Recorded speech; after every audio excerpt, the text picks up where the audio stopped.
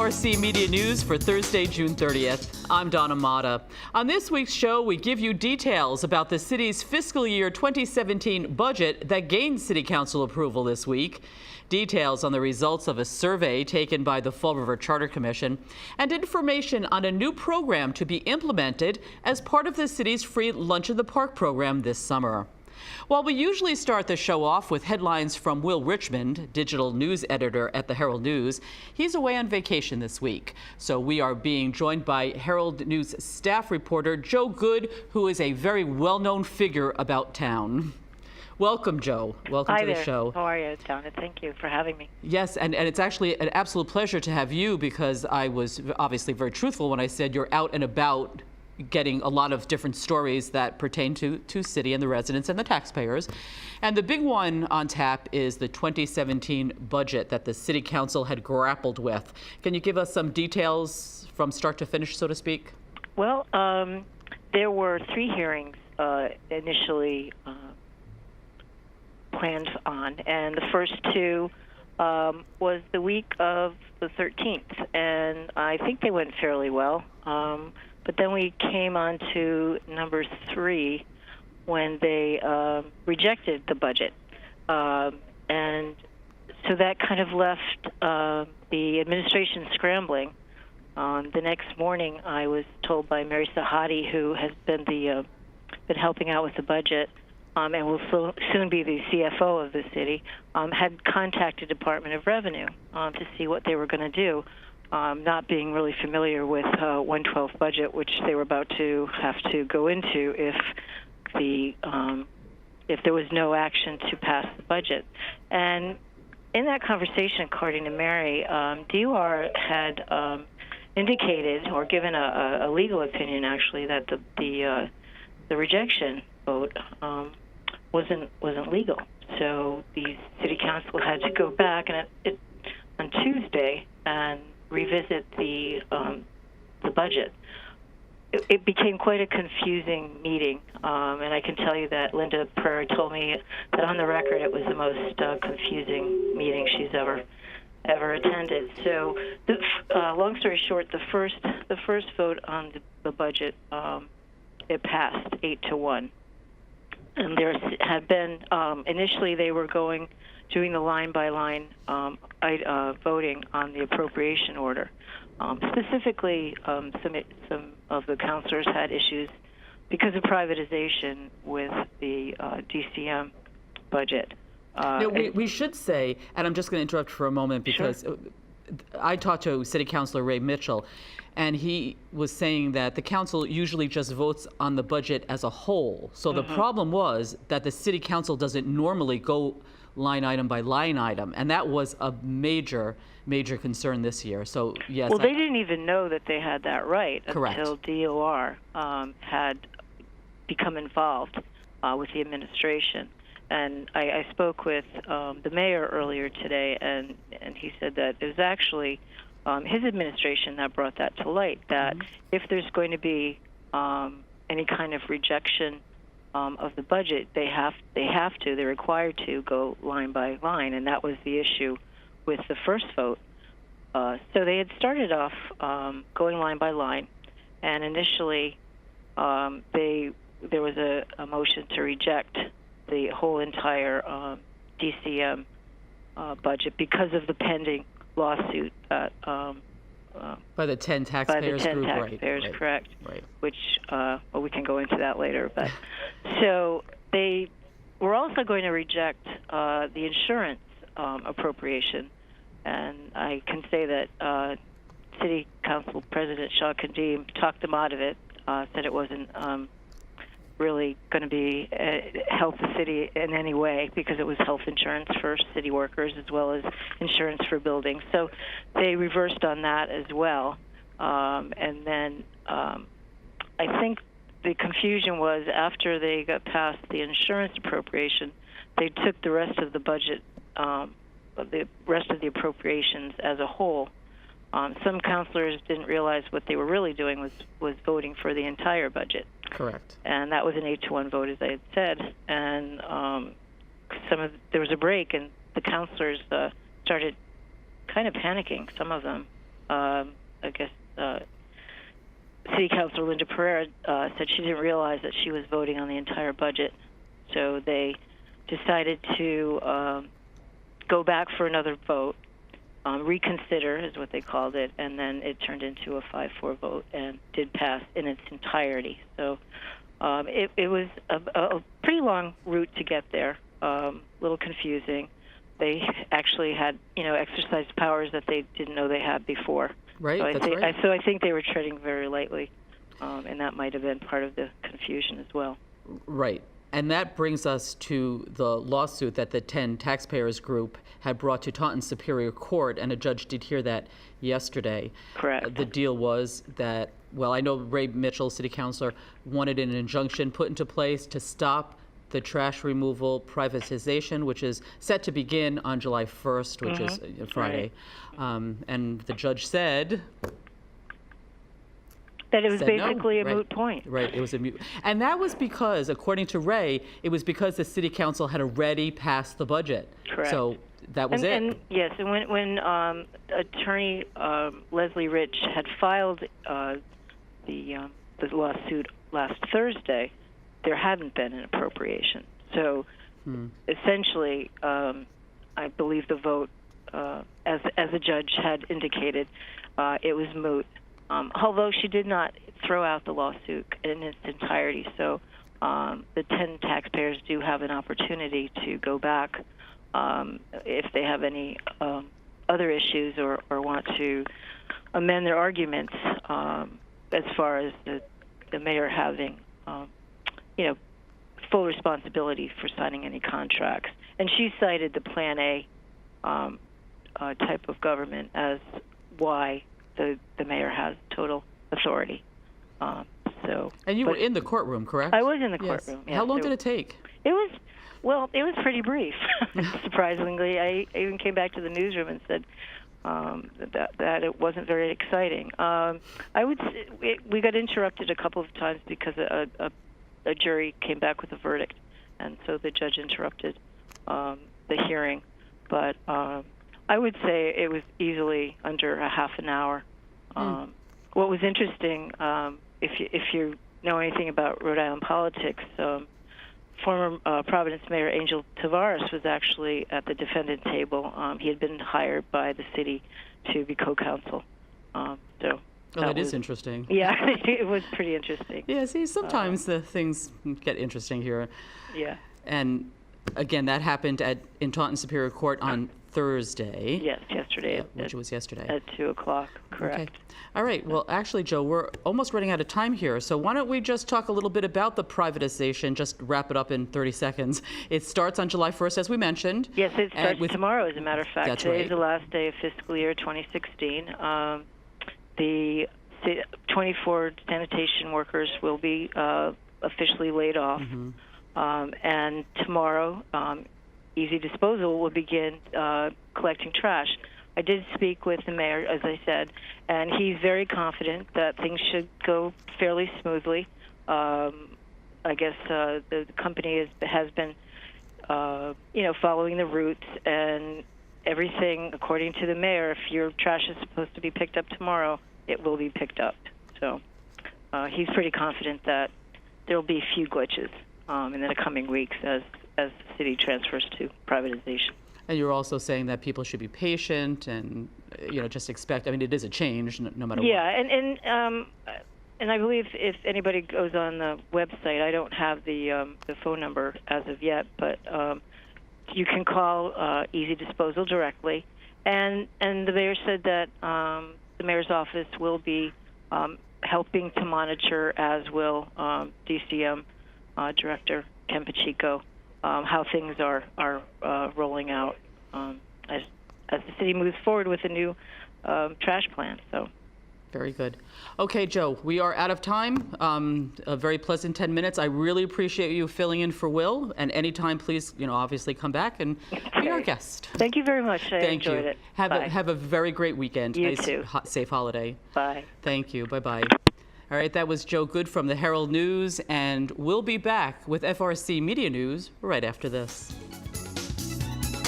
Here are some positions on the newest hot job list for the week of June 27 through July 3rd.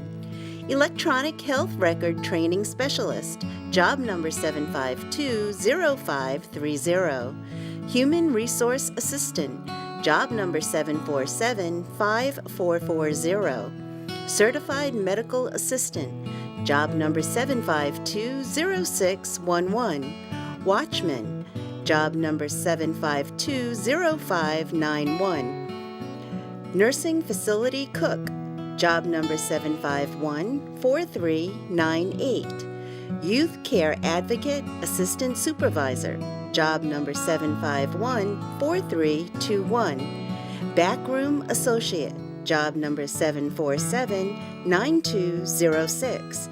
For more information, visit FRCMediaNews.org or call the Fall River Career Center at 508-730-5000.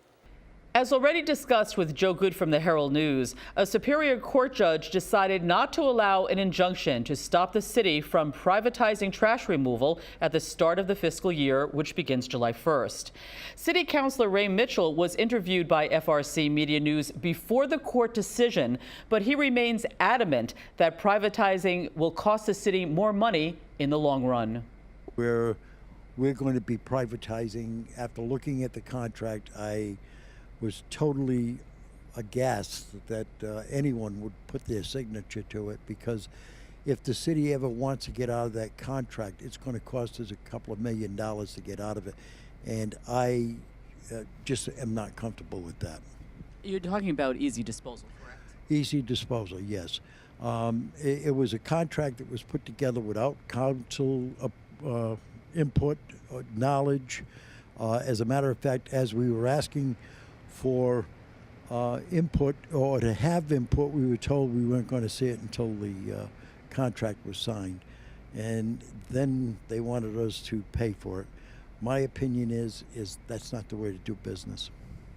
Well, let me ask you this. In the long run, do you like the idea of privatizing trash removal? I don't have a problem with privatizing, but it's the manner in which it was done. For one thing, I think if we would have gone out with an RFP and got proposals from various companies, we could have gotten a better deal. The deal that's on the table is not really, I feel, in the citizens' best interest. It could end up costing us a lot of money, and the way they abruptly stopped negotiations with the union could cost us down the road. And I don't know how many million that could cost us, but it's going to be a substantial fee, I think, that the city probably will end up paying. You're talking about paying the union? The union, yeah. Well, they didn't negotiate with the union, basically. They cut off negotiations quite soon after they started. Normally, you have 3-4 meetings and everything is put on the table. They only had 3 meetings and they called an impasse. The city called an impasse. And so we're probably going to be on the hook for some fees that are going to be paid back to the union. From what I understand, though, the city workers who are being laid off on July 1st, which is the start of the fiscal year, had every right to apply for a job. Is that correct? Yes, that is correct, but that was just made known to us yesterday. Can you just elaborate, please? Well, we were handed a letter by the city administrator yesterday at the city council meeting, advising us that they had brought those individuals that were getting laid off to the company, and hopefully the company will hire them. Do you think that was a last-minute decision? There's a lot of last-minute decisions that's being made on this contract. One, Kenny Pacheco was supposed to sign it. They didn't have him sign it until Thursday. And we got the contract 2 weeks earlier. So you're not really just pleased with the way the process is going? Exactly. I think if we would have done this process in such a manner that there was input from the public, I think that there should have been public hearings, input from the city council, and we had taken our time to do it right instead of rushing. I think we could have got a better contract. I think that people would have had a better feeling about it. And I also feel that the punitive actions that are listed in this contract, like if we try to get out of it before July 1st or during this year, we have to pay $780,000. Next year would cost us $1.6 million. And the year after, it goes up, and then it starts going the other way. Another thing that I was disappointed in is that it is a 10-year contract. I don't know of a community that has ever signed a 10-year contract. I like New Bedford, I think we should have signed a 5-year contract with the provision that if we like the service that they're doing, that we extended another 5 years. I would have been more satisfied with something like that. But this is not a contract that I'm happy with, and I think a lot of my colleagues feel the same way.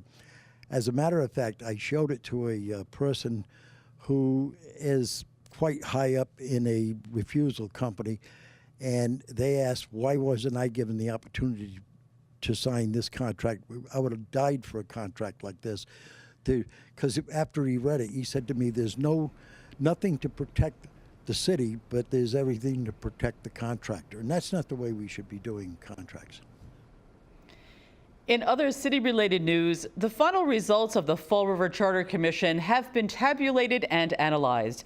FRCMEDIA News spoke with Commission Chair Mike Maioza in detail about the survey results. Maioza first gave us a little history on how the survey came to be. The survey, Donna, was a result of we had learned that there was another community in Massachusetts, Newburyport, who had done a survey and asked some basic questions of their citizens as to how they wanted their government to form. And they felt that this survey was very helpful to them so they could get the pulse of what people could support. So the Fall River Charter Commission, we were aware of this survey. We were aware that they had good results. We had actually heard from another commission whereby when they had heard about this survey, their charter failed. And they felt that if they had done a survey, that they may have had different results. They would have had a better pulse of the city. So that all being said, the Fall River Charter Commission decided to do our own survey. We were in a time crunch to create the survey because we were going to piggyback on the city annual census. That was going out the first week of February. We met in January, put together a 12-question survey that got mailed out to roughly 50,000 people. In addition to that, we distributed 2,300 through housing throughout Fall River. We distributed them at city neighborhood meetings. Fall River Government TV put an online survey.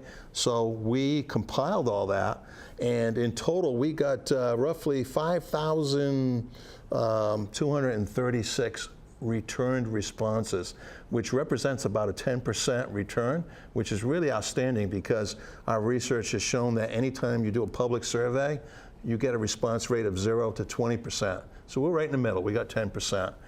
We think that the results that we have are very reliable because of such a large sample size that we received.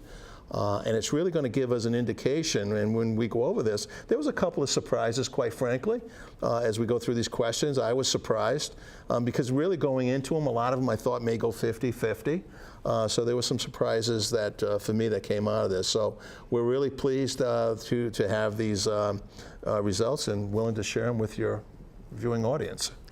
The nice thing was that you were able to take advantage of the city census too. Yes. Because since people were filling it out, and that's a state requirement, and I understand that the survey was not, obviously. Right, it was obviously. voluntary. Yeah. I read that, obviously. Yeah.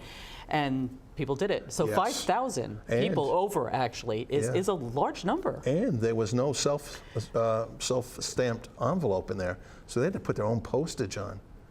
So wow. that's even so that's even more. That just shows the level of commitment by the residents that filled this out. So we're very, very pleased that we were able to get that many responses. And now this gives a commission one tool to say, okay, how do people feel about these 12 questions that we asked? And as we go through our deliberations and we look at each of the articles, it's really going to be up to each commissioner to decide how much they're going to weigh the survey into their decision making. But it's a tool. It's one way. I mean, obviously, see we're having public hearings, we're out with the public, we're receiving phone calls and emails and letters, so we're getting a lot of feedback. So all this is good. It's going to help us in our deliberations because we really only got one shot to get this right. That's right. I was just going to say that. Yeah. But for our viewers, it does say right here that this survey is not part of the annual census. Participation is purely voluntary. I just want to make that clear. Yeah, I mean, it did go right. out with the census, but like Yeah. you said, all those people did respond. Yeah. And that does show a commitment on part Absolutely. of the city voters. FRC Media will broadcast the entire interview with Mike Mayoza, who gives details on each of the 12 survey questions. That special program will be aired on our local channel 95 on Saturday, July 2nd at 3:30 p.m. and of course will be re-aired after that. At a news conference this week, Mayor Jaziel Correa II announced that the city has been named one of the top 10 America cities. Here's more. We're very excited about this again. Paints Fall River in a positive light, and that's what we do every single day, and we strive to do. So thank you to these individuals, and I'm going to bring Christian up to say a few words about how we made this happen. Thank you, Your Honor. The competition was released late last year, and it fit perfectly into our wheelhouse. The focus this year was to ensure or to award communities who are ensuring that all children succeed in school and in life. And with the initiatives that we've been working collaboratively, it just made perfect sense. It's what we've been focusing on. We submitted 3 different projects. One was positive youth development, and our focus was on the young adults that these agencies have been working closely with, and you are one of the examples, as well as Jason, Christian, and Dr. Lillian Fong. So we flew out to Denver, the 4 of us and Lillian Fong, and we made our presentation, and we knocked their socks off. It was some communities going out with 40, 50 people, entertaining. We went short and sweet, talked about the history of Fall River, talked about the Parent Academy, talked about the Mayor's Attendance Task Force, and then we had the 3 individuals make testimony of how the support systems within Fall River helped get them to be the successful individuals that they are today. And then we provided some numbers with some of the impact of the 3 different initiatives. So we submitted the written application and then became one of 20 finalists. And then we received good news on the Sunday night that we were, in fact, one of the 10 All-America cities. This is an award not based on perfection, but it recognizes communities that face challenges and then work together to address those challenges. Our mantra the whole time was, it takes a village. We all had the Raised by the River t-shirts, and it just reinforced the stories by the individuals saying that because of Fall River, who raised me, it was that village that helped me get to where I am today. Marcia Picard also took the podium to give thanks to the people who made the award possible. Really want to thank. Just want to mention, too, that kudos go to Dr. David Weed, my colleague from Partners for a Healthier Community, and Jane DiBiasio, the city grant writer, who, along with Christian McCluskey and I, wrote the original application that got us there in the first place.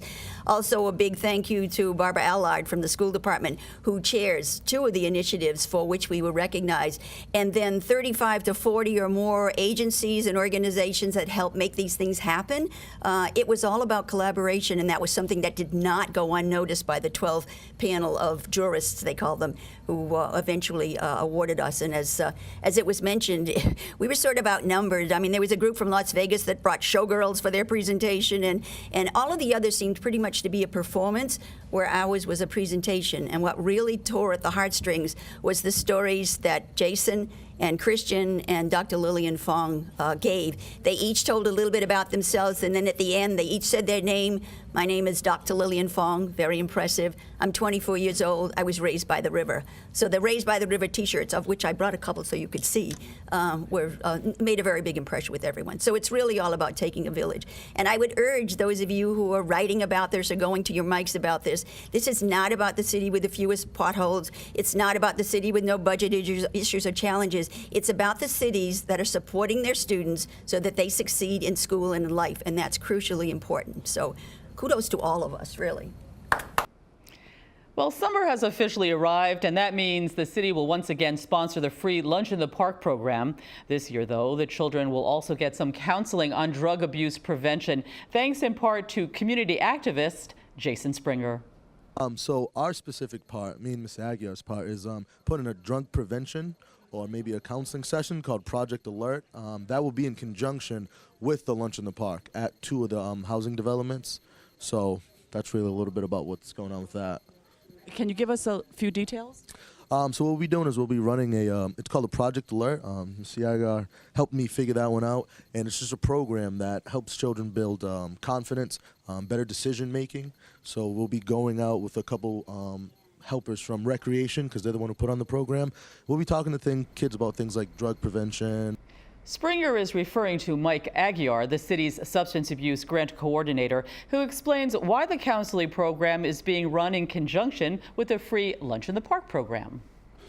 Because you have a captive audience of kids in the summer, and he had a lot of enthusiasm and wanted to do something. So I just made a suggestion, Project Alert, which is a curriculum that I've used before. It's very effective, it's science-based, and together with Wendy Garflip, the 3 of us met. I know Jason's met with CD Rec and a few other agencies, organizations are involved. This is all him. I'm working with him and helping him, but this is an initiative from a community volunteer who's come up and wants to do something. And this is what it's all about in the city. People like Jason who want to volunteer their time. They just don't know what to do. So I'm really happy to work with Jason. And I'm really happy to see this initiative going forward. I think it's going to be a tremendous asset for the kids that attend. I've used the curriculum before. It's very well received by the kids. So I'm going to be going through the curriculum step by step with Jason, and then we're going to implement it at 2 housing developments over the course of the summer. Excellent. And this is definitely a brand new program, correct? Yeah, it's a new initiative. Right. And like I said, you know, he came to my office, actually came to the mayor, and the mayor sent him to me, and we worked on it together and came up with some ideas with Wendy Garflip also, and that's it. That's where it came from. That's it for this edition of FRC Media News. You can catch FRC Media News Thursday and Friday at 6 p.m., but our online news site is available 24/7 at frcmedianews.org. For all of us here at FRC Media News, I'm Donna Mata. Have a great and safe, happy 4th of July weekend. We'll see you next Thursday.